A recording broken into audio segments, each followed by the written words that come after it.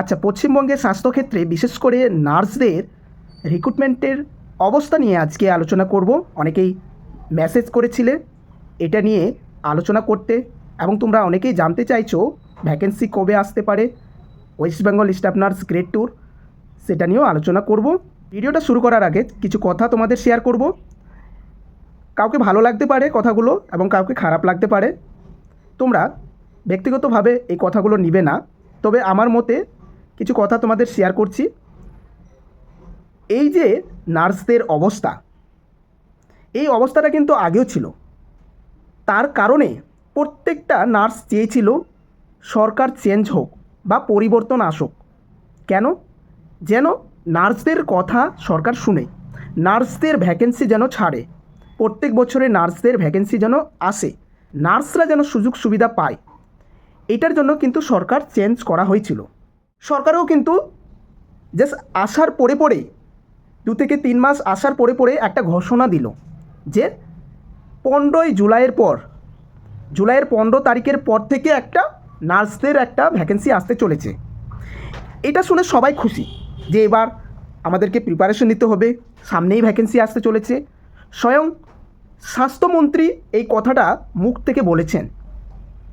সাথে আমি অনেক ভিডিওতে দেখেছি যে আমাদের যে মুখ্যমন্ত্রী, তিনিও কিন্তু এই নার্সদের বা রিক্রুটমেন্ট সম্পর্কে তিনি কিন্তু বলেছেন।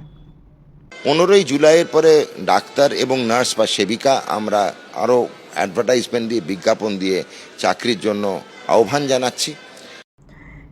এবার যেটা তোমরা শুনতে পাচ্ছ যে 2 বছরে নার্স নিয়োগ করা সম্ভব নয়, এই কথা স্বাস্থ্যমন্ত্রী তিনি একটা ভিডিওতে বলেছেন। সরকারি পদ্ধতি অনুযায়ী যদি আমি নিযুক্তকরণ করতে চেষ্টা করি, সেটা 2 বছরের আগে লোক হবে না।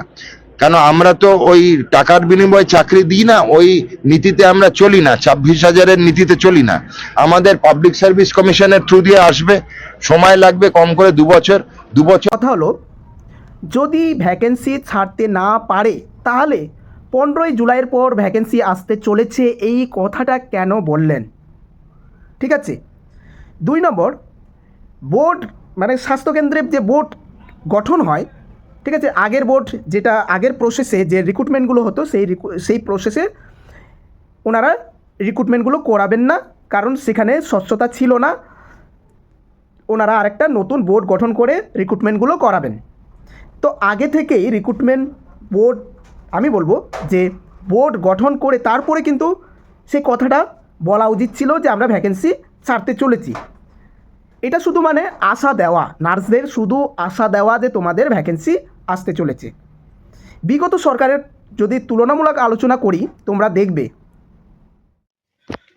তোমরা একটা জিনিস নোটিস করবে, বিগত সরকারের যে পত্রিকায় যখনই কোনো রিক্রুটমেন্ট পাবলিশ করা হয়েছিল, ঠিক কয়েকদিনের মধ্যে তোমরা অফিসিয়াল ওয়েবসাইটে তোমরা সেই রিক্রুটমেন্টটা তোমরা পেয়েছো। তোমরা দেখো, এটা কিন্তু 6,000 নার্স নিয়োগের কথা বলেছিল, পত্রিকায় এটা বার হয়েছিল। এটা যারা 2022-এ জয়েনিং করেছে, 6,114টা ভ্যাকেন্সি তোমরা দেখতে পাচ্ছ। এখানে একটু কাটা গেছে, 6,114টা শূন্যপদ স্টাফ নার্স নিয়োগ করা হবে। এটা কিন্তু ঠিক কয়েকদিন পরে অফিসিয়াল ওয়েবসাইটে আমরা পেয়েছিলাম। আরেকটা তোমাদের জিনিস দেখাবো, এই যে তোমরা দেখতে পাচ্ছ, এটাও কিন্তু একটা পত্রিকায় বার হয়েছিল বিগত সরকারের।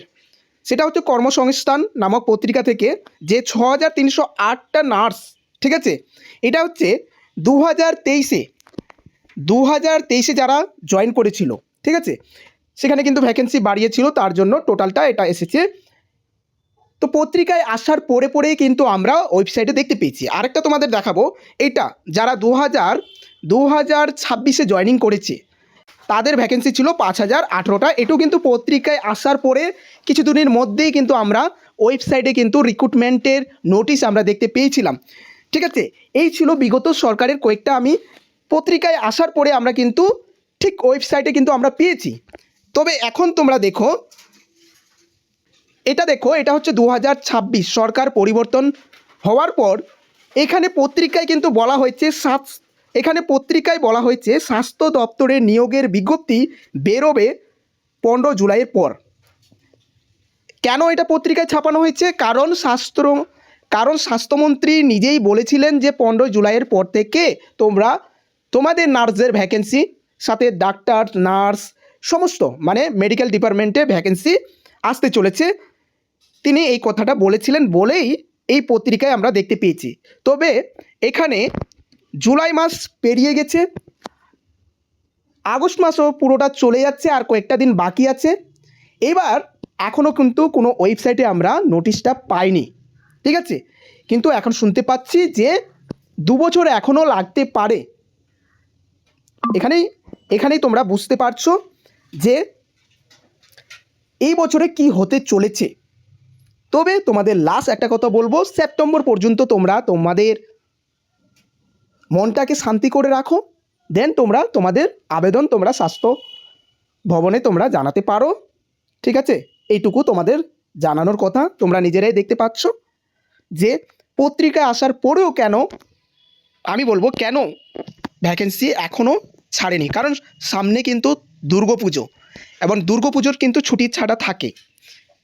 তাই বলবো সেপ্টেম্বরটা তোমরা অপেক্ষা করো, সেপ্টেম্বরের মধ্যে যদি পাবলিশ করে তাহলে ঠিক আছে, নাহলে তোমরা বেটার জবের জন্য তোমরা স্টাডি করো, ঠিক আছে? এটাই তোমাদের আমি অ্যাডভাইস দেবো। যে যেখানে তোমরা জব করছো, প্রাইভেট হোক, ঠিক আছে, ছোটো মোটো হসপিটাল বা নার্সিংহোম হোক, সেখানেই তোমরা কন্টিনিউ তোমাদের জব করতে থাকো, কারণ বলা যাচ্ছে না এই বছরও কী হতে পারে, কেউ বলতে পারছে না। আসবে কি আসবে না ভ্যাকেন্সি সেটাও বলা যাচ্ছে না, ঠিক আছে? এখন তোমাদের যে প্রসেসটা নিয়ে যেতে পারে সেটা হচ্ছে কন্ট্রাকচুয়াল। প্রত্যেকটা হসপিটালে যতগুলো নার্সদের দরকার সেটা তারা কন্ট্রাকচুয়াল বেসিকে তোমাদের নিয়োগ করাতে পারে, এই একটা তাদের পদ্ধতি। এই বছরে যদি রিক্রুটমেন্ট গ্যাপ যায় তাহলে কতটা কম্পিটিশন হতে পারে তোমরা নিজেরাই ধারণা করতে পারো, ঠিক আছে? এই ছিল বিগত সরকার আর এই সরকারের যে প্রতিশ্রুতি, যেটা বলবো কথা দিয়ে কথা রাখা, সেটা আমরা দেখতে পাচ্ছি না, ঠিক আছে? কোনো একটা অজুহাত দিয়ে কিন্তু এড়িয়ে চলছে। যাই হোক, তোমরা নিজেরাই দেখতে পাচ্ছ। তোমাদের একটাই কাজ, সেটা হচ্ছে এখন তোমরা পড়াশোনা করো হায়ার স্টাডির জন্য বা হায়ার জবের জন্য। যেটা বলবো, যারা 2 বছর ধরে তোমরা প্রাইভেটে জব করছো তারা পোস্ট বিএসসির জন্য তোমরা প্রিপারেশন নাও। যদি তোমরা বুঝতে পারো যে কন্ট্রাকচুয়াল ছাড়ছে, ঠিক আছে, তো তোমরা পোস্ট বিএসসি করো, ঠিক আছে? বিশেষ করে বলবো ফিমেল ক্যান্ডিডেটদের জন্য। তারপরে যারা একটু ভালো পড়াশোনা করছো তাদেরকে বলবো আরেকটু জোর দিয়ে তোমরা আরআরবি বা এমসের জন্য তোমরা প্রিপারেশন নাও, সবথেকে ভালো হবে। এই স্টাফ নার্স গ্রেড 2 থেকে এটাতে যদি তোমরা ট্রাই করো আরআরবি বা এমসের জন্য বা পোস্ট বেসিক নার্সিংয়ের জন্য, আমি বলবো খুব ভালো হবে, ঠিক আছে? কারণ হচ্ছে স্টাফ নার্স গ্রেড 2 জন্য যতটা পড়তে হয়, আরেকটু জোর দিলে তোমরা কিন্তু এমস ক্র্যাক করতে পারবে বা আরআরবির এক্সাম কোয়ালিফাই করতে পারবে, ঠিক আছে? তো পড়াশোনাটা করো, পড়াশোনাটা কিন্তু তোমাদের বৃথা যাবে না, ঠিক আছে? জানি শেষ পর্যন্ত যদি না হয় তোমাদের জাস্ট তোমরা তোমাদের যে আবেগ সেটা তোমরা স্বাস্থ্য ভবনে তোমরা দেখাতে পারো, তোমাদের দাবি তোমরা রাখতে পারো স্বাস্থ্য ভবনে, ঠিক আছে? যে রিক্রুটমেন্ট কেন আসছে না, তোমরা তোমাদের দাবি তোমরা স্বাস্থ্য ভবনে রাখতে পারো। তো কবে আসবে সেটা কিন্তু বলা যাচ্ছে না, আমিও বলতে পারছি না, ঠিক আছে? কবে আসবে এটা কিন্তু বলা যাচ্ছে না। তবে কন্ট্রাকচুয়াল বেসিক যে ভ্যাকেন্সিগুলো ছাড়ছে সেগুলোর উপর ফোকাসটা দাও, ঠিক আছে? অযথায় নষ্ট করো না, টাইমটা নষ্ট করো না, আমি বলবো। চলো, এই তো আমি শুধু 2-1টা ডিফারেন্স দেখতে পাচ্ছি, ঠিক আছে? তোমরাই কমেন্ট করে জানাবে তোমরা কি করবে, ঠিক আছে? সরকারের কি করা উচিত ছিল, ভ্যাকেন্সি কি ছাড়া উচিত ছিল, নাকি আগে এই বোর্ড গঠন করার পরেই তারপরে পাবলিশ করা উচিত ছিল, কি করা? তোমাদের কমেন্ট তোমরা কমেন্ট বক্সে জানাবে, ঠিক আছে? আর আমি একটাই বললাম, তোমাদের যে দাবি সেটা তোমরা স্বাস্থ্য ভবনে জানাতে পারো সবাই মিলে, ঠিক আছে? তাহলে কিন্তু সমস্যার সমাধান হবে, ঠিক আছে? এইটুকু বলার ছিল। তো চলো, ভিডিওটা এখান থেকে শেষ করছি। ভিডিওটা ভালো লাগলে অবশ্যই লাইক করবে, ঠিক আছে? রাখলাম, ভালো থাকবে, সুস্থ থাকবে, দেখা হচ্ছে পরবর্তী একটি নার্সিং রিলেটেড ভিডিও নিয়ে।